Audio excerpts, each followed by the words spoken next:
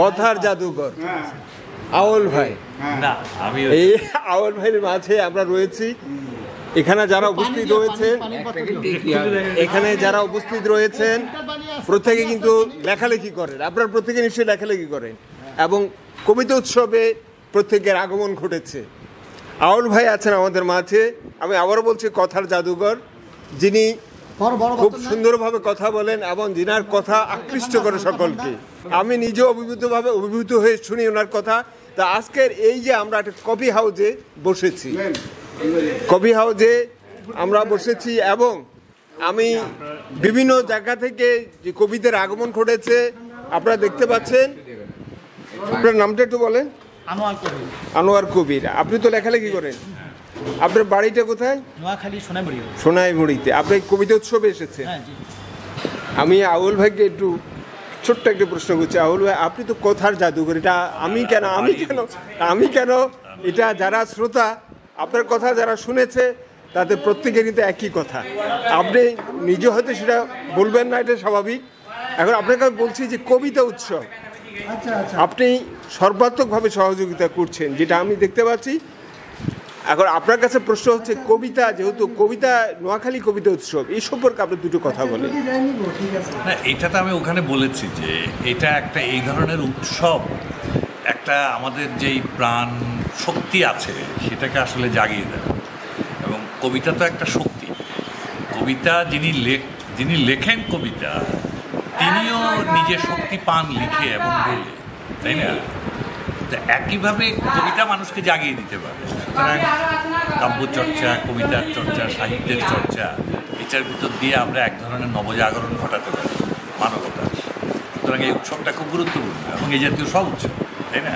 যে স্লোগানটা দিয়েছে কবিতার জাগরণ উপকূল আমরণ, এই স্লোগানটা আপনার কাছে কি মনে হচ্ছে? না, এই তো আমার তো উপকূলের মানুষ তো আমরণ সংগ্রামী, তাই না? প্রকৃতির বৈরিতার সঙ্গে লড়াই করে বেঁচে আছে, টিকে আছে। সেখানে কবিতা একটা বড় অনুপ্রেরণা। কবিতা তো একটা শক্তি যোগাতে পারে মানুষকে। আউল ভাইয়ের কথা শুনলে আসলেই উদ্দীপনাটা জাগে। এই যে আমি আরেকজন কবির সাথে কথা বলছি, যিনি কবিতা লেখেন এবং ওনার বেশ কিছু কবিতা আছে যেটি আসলে অনেকের কাছে খুব পরিচিত। আপনি একটু বলেন। আমি শামীম পাটোয়ারি। আসলে আমি এখানে তো কবিতা পড়বই, মূলত আউয়াল ভাইয়ের সম্মানে আমি একটা কবিতা পড়ছি। আমার একটা কবিতার নাম হচ্ছে স্বাধীনতা। মেয়েটি যেখানে দাঁড়িয়ে সেখানে বিশেষত পতিতারা দাঁড়ায়। রাজ্যের ক্ষুধা চোখে নাগরিকেরা তাকিয়ে এলো, যেন এখনই লেখায় রমণযোগ্য প্রতিটি ইন্দ্রিয়। একজন মৌলবীয় চেয়ে মুখে সেকুলার হাসি, যেন নারী স্বাধীনতা তিনিও নিয়েছেন মেনে, অন্তত পতিতার স্বাধীনতা। ধন্যবাদ। শামীম ভাইয়ের চমৎকার কবিতা। আমি আরেকজন চমৎকার কবিতা আপনি লিখেছেন। আমি আরেকজন কবির সাথে কথা বলছি, আপনার একটু পরিচয়টা দেন। আমার নাম সাবি মাহমুদ। আমরা নোয়াখালী কবিতা উৎসবে এসেছি। আমরা নোয়াখালী শিল্পকলা একাডেমিতে অনুষ্ঠান চলছে। এই ফাঁকে আমরা আমাদের একজন প্রিয় মানুষ আব্দুল আওয়াল ভাইয়ের সাথে আড্ডা দিতে একাডেমির পাশেই এই ঠান্ডা নিরিবিলি একটু জায়গায় বসেছি। এখানে তাৎক্ষণিকভাবে আমাদের একটু কথা হচ্ছে। আমার কবিতার নাম হচ্ছে প্রশ্ন, 3 লাইনের কবিতা। নদী সর্বদাই সর্পিল, একথা জেনেও তাকে মন দিয়েছি। নদী, তোমার নাম কি?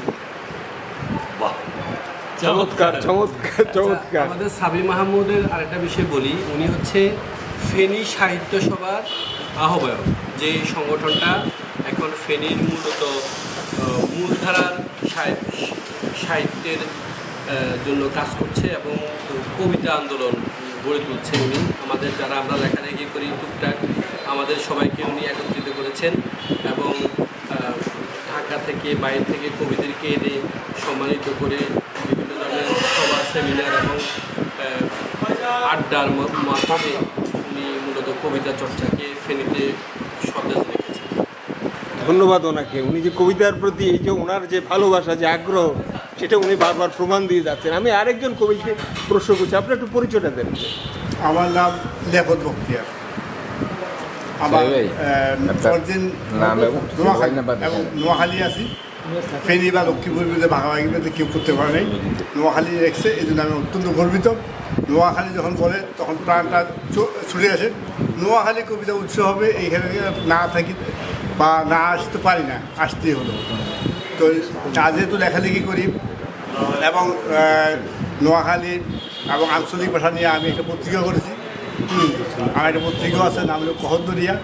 তো যারা লেখালেখি করে তারা অবশ্যই লেখা দেবে, সেটা পড়াশোনা। তবে নোয়াখালীর প্রতি যে ভালোবাসা, প্রেম, প্রীতি, যেখানে আমি ঘুরে উঠছি, বড় হয়েছি, হাঁটাচলা করছি, সেইটাতে জীবনের আর মুহূর্ত কিছু ভুলতে পারবো না। সেই জন্যই যত সংকট, যত সমস্যা যাই হোক, আমি এখানে বারবার ফিরে আসি, মায়ের কাছে ফিরে আসি, আমার মাতৃভূমিতে ফিরে আসি, নোয়াখালীর কাছে ফিরে আসি, উপকূলে ফিরে আসি।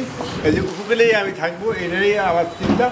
আর আবুল বেদের মতো মানুষ যখন পাই তখন তো না আছে ম্যাজিকের মধ্যে চলে আসতে হয়, যে না উনি আছে, ঠিক আছে, আসতেই হবে। তো কিছু কিছু মানুষের ভালোবাসা, প্রেমে আবদ্ধ হয়ে চলে আসে। এই পর্যন্ত আমি বলতে চাই। আঞ্চলিক কবিতা লিখেন? একটা আঞ্চলিক কবিতা এখন বলতে পারবো না, কারণ ওইটা আমার ইয়েতে আছে। তবে আমি নর্মাল কবিতাই বলি। তার কবিতার নাম হলো কবিতাহীন বেঁচে আছে। আমার কোনো কবিতা নেই, ৭,৫০০ বছর কবিতাহীন বেঁচে আছে। অথচ মানুষ কবিতার স্বপ্ন দেখে চাষবাস করে, ফসল করে, পদ্ম ফোটায়। জীবনের দৈন্যদশায় যারা নিরন্তর ব্যর্থ, তারাও কবিতা লেখে, কবিতাকে ভালোবাসে।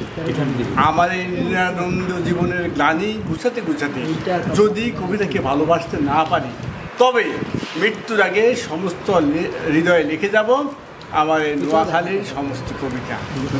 ধন্যবাদ। আমি আরেকজন কবির সাথে কথা বলছি। কি নাম আপনি একটু বলেন? আজিমুদ্দিন মাহমুদ ভূঁইয়া। বলেন আপনি আপনার এটা ব্যক্ত করেন।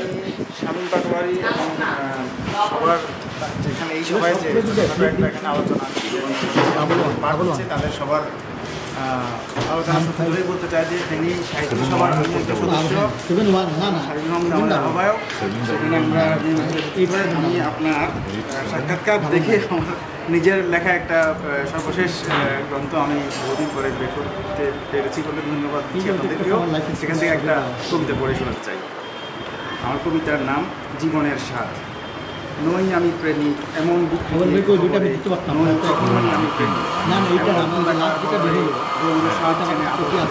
কেননা জীবন এখানে জেগে থাকাই নেই, যেখানে যেমন সে নির্বিকার শুধুই জ্বালা সেইখানে সে মধ্যে সুন্দর যে প্রেমিকের মৃত্যু হয়। তবু জেগে থাকতে হয় জীবনের জন্য, নয় শুধুই জেগে থাকার জন্য। তাই নেই কোনো প্রেমিক এখানে, ফুল নেই, নারী নেই, গন্ধ নেই, বেঁচে থাকার অনুমাশা নেই। রক্ত কেচে ঘষে ঘষে অন্যের জীবন শুষে নেওয়া সন্ধি ছাড়া কোনো জীবন বাকি নেই। চমৎকার চমৎকার। আমি আরেকজন পরিচিত মুখ, একটু বলেন আপনি আপনার পরিচয়টা দেন। আমার পরিচয়, আমার জন্ম ভবানীগঞ্জে, ছোটবেলা থেকে লেখালেখি করছি। বক্তব্য না দিয়ে এটুকু বলতে পারি, আজ আমাদের এই সগৌরবে আজকে যে নোয়াখালী কবিতা উৎসব হচ্ছে, এখানে এসেছি অংশগ্রহণ করার জন্য। আমার জীবনে একটা কবিতাই মুখস্থ আছে, সেটা বলতে বই লিখেছি ৯-১০টা, কিন্তু একটা কবিতা মুখস্থ আছে। আমি যদি হতেম কবি কালিদাসের কালে, ফুল দিয়ে চরণে তোমার চন্দনেকে ভালে দিতেম পূজা, তখন খুশি ঘুমাই পেলে কাছে, ছোট্ট হৃদয় ভালোবাসা আমারও একটা। কান্নাকাটি যতই তুমি করতে সারাবেলা, যক্ষরাজের মতোই আমি করতাম অবর। তারপরে মুখ তুলে যেই চাইতে আমার পানে, সেই কথা আজ বলবো না, বলবো কেন। এই যে কবিদের মাঝে কবিদের আড্ডা বলা যায় এটাকে, একটা রেস্টুরেন্টে কফি হাউসে আমরা কবিদের আড্ডা বলা যায়, কয়েকজন স্বনামধন্য কবি বলা যায়, নিরলস পরিশ্রমের মাধ্যমে যিনি লেখালেখি করছেন, এবং বলা যায় যে এই লেখালেখির কারণে যারা অনেক ত্যাগ করেছেন, তাদের জীবনের অনেক গুরুত্বপূর্ণ বিষয়কে এড়িয়ে এই কবিতা লিখছেন, এবং সংসার জীবনও অনেক সময়কে ওনারা সংসারে না দিয়ে এই কবিতার পিছনে দিচ্ছেন। ফলে মান অভিমান সংসারে রয়েছে এই লেখালেখি নিয়ে, তারপরেও কিন্তু ওনারা সময় দিয়ে যাচ্ছেন কবিতার অন্যের উপর আরোপ করছেন। কবিতার জন্য ওনারা ভালোবাসেন বলে এই সময়টা দিয়ে যাচ্ছেন। আজকে ওনারা যে কবিতা উৎসবে ওনারা যুক্ত হয়েছেন, কবিতা উৎসবে এসেছেন, আজকে 2 দিন ব্যাপী এই কবিতা উৎসব 2 দিন ব্যাপী হচ্ছে। এই 2 দিনে ওনারা এর সাথে যুক্ত রয়েছেন। আউল ভাই, এই কবিতার আড্ডার ভিতরে আউল ভাইকে পেয়েছি, খুব ভালো লাগছে। এবং আউল ভাইকে আমি শেষ কথা বলা যেটা আহ্বান করব যে আজকের এই কবিতার আড্ডার ভিতর উনি শেষ একটা বক্তব্য দেবেন। আমি কোনো বক্তব্যের না, শেষ আর কি, সমাপ্তি আপনি টানবেন। আড্ডা একটা গতিশীল ব্যাপার, বুঝছেন, এটা চলতেই থাকবে এবং মানব সমাজের অগ্রগতির মূলে আড্ডা একটা গুরুত্বপূর্ণ ভূমিকা রেখেছে হাজার হাজার বছর। মানুষ সন্ধ্যার পর বসছে, আড্ডা দিয়েছে, কথা বলেছে, ভাব বিনিময় করেছে। সুতরাং আড্ডাটা খুব গুরুত্বপূর্ণ যে কোনো কাজকে এগিয়ে নেওয়ার জন্য। অনেক ধন্যবাদ আপনাকে আমাদের এগুলো রেকর্ড করার জন্য। ধন্যবাদ সকলকে, ধন্যবাদ। সকলের গুরুত্বপূর্ণ সময় আমি নষ্ট করেছি, এর জন্য ধন্যবাদ সকলকে। ভালো থাকবেন।